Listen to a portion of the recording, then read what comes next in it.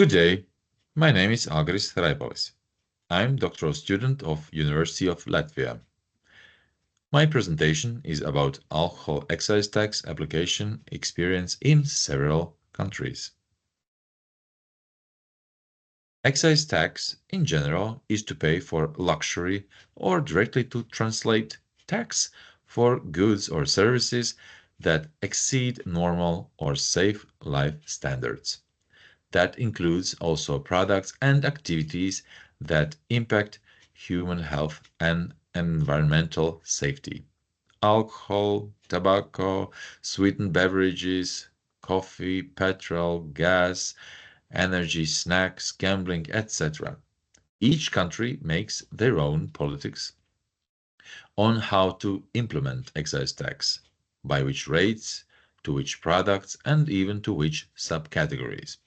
So to say, all products may be alcoholic, and all kinds of alcohol affect human health and social safety, but some of them are taxed more heavily and some of them less or not at all. Usually, aim for the state is to take part or share of this business, like it used to be in old days monarchies.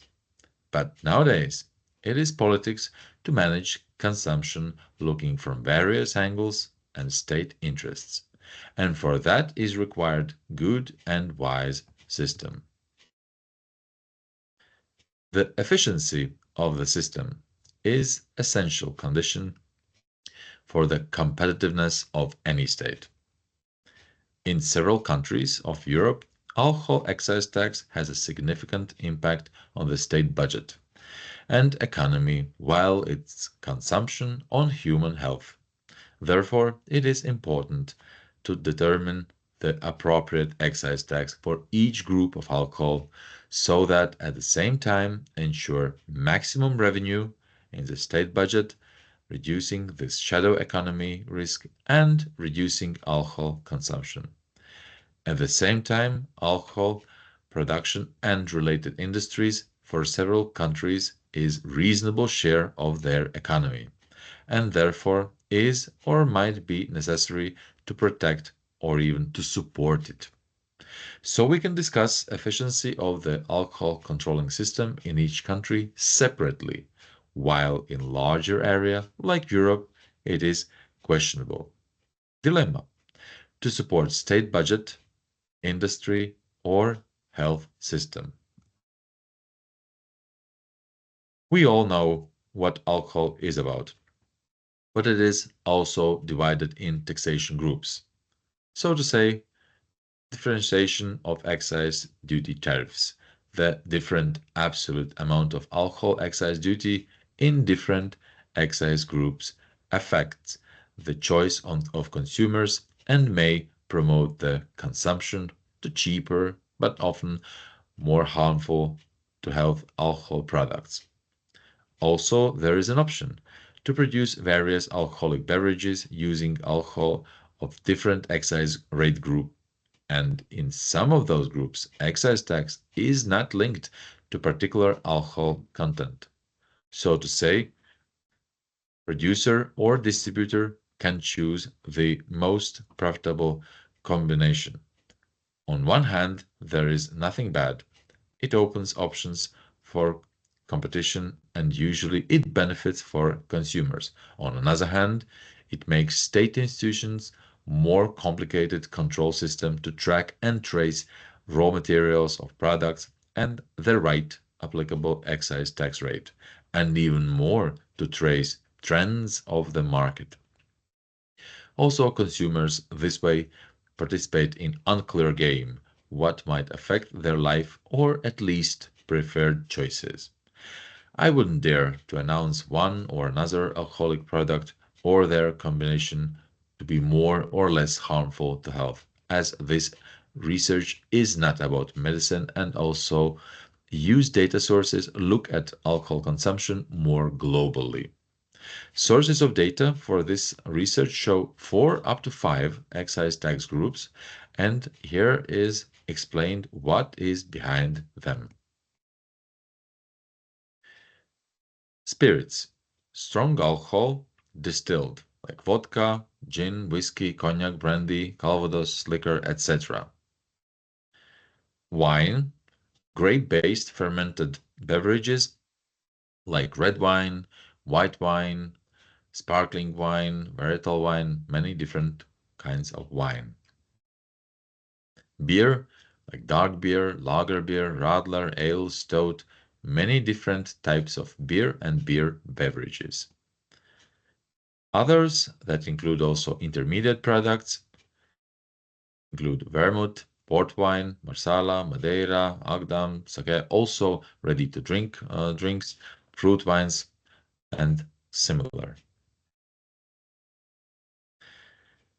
Others is the most complicated group of products as it includes both intermediate products that consist of fermented beverages and distilled alcohol, and also beverages that could belong to some other groups. But for global view, we should stick to previously mentioned 5 basic groups of alcohol.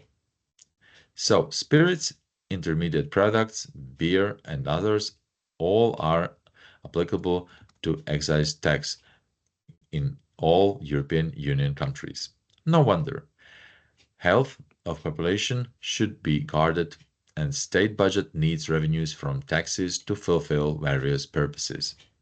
Spirits stand for strong alcohol category. It is obvious that this category is to be taxed and health of society should be saved. Others, that includes also intermediate products, also are taxed as it includes products with part of strong alcohol. And this group includes products that make competition to more traditional local products. Beer, despite its low alcohol content, is taxed all over Europe. Even directive of European Union states it to be so. So some countries like Germany and others have stated at least symbolic excise tax. But behind beer is also data stated by OECD and World Health Organization. This category is consumed the most, not only by volume, but also by absolute alcohol content. Therefore, it makes sense to be taxed everywhere. But picture changes when in research we involve grape-based fermented products like wine. And even wine, as such, is not applicable to excise tax consequently. Often in data sources are remarks that particular member states hand out data with wine and sparkling wine united in one group. And here it is important to mention that wine and sparkling wine suspect only grape-based products, not fruit or berry fermented wines, sparklings, or still beverages. Countries like Germany put additional or increased excise tax for imported sparkling wine in order to support local production or to state sparkling wine as more luxury product. So there are at least 5 basic groups of alcohol that are used by researchers. In some data sources, France is shown as country with excise for wine. I do not take these 3 euro cents a bottle for grape-based fermented beverage as excise tax. It is more element of control system rather than excise tax. Also, setting excise tax for such an European beverage as beer, while wine is preserved with zero excise in some states, arise questions. Is European Union acting as roof organization or national state? And what aims are behind it? The question remains, what is experience of alcohol excise tax application in Europe? If we Europeans can answer it and to do it honestly, then research can go further. And finally, conclusions. First of all, with or without applicable excise tax, all alcohol within Europe is treated as alcohol and has controlling system over it. Secondly, majority of Southern Europe do not treat grape wines as applicable for excise tax. Thirdly, sparkling wine has to be divided from wine as separate category, as several countries have different status for this kind of products. Number 4, Despite trends for low alcohol content beverages as a solution for more healthy society, excise tax for beer is applicable all over Europe. And finally, not excise tax rate, but revenue share on the state budget identifies less developed economies. That will be it.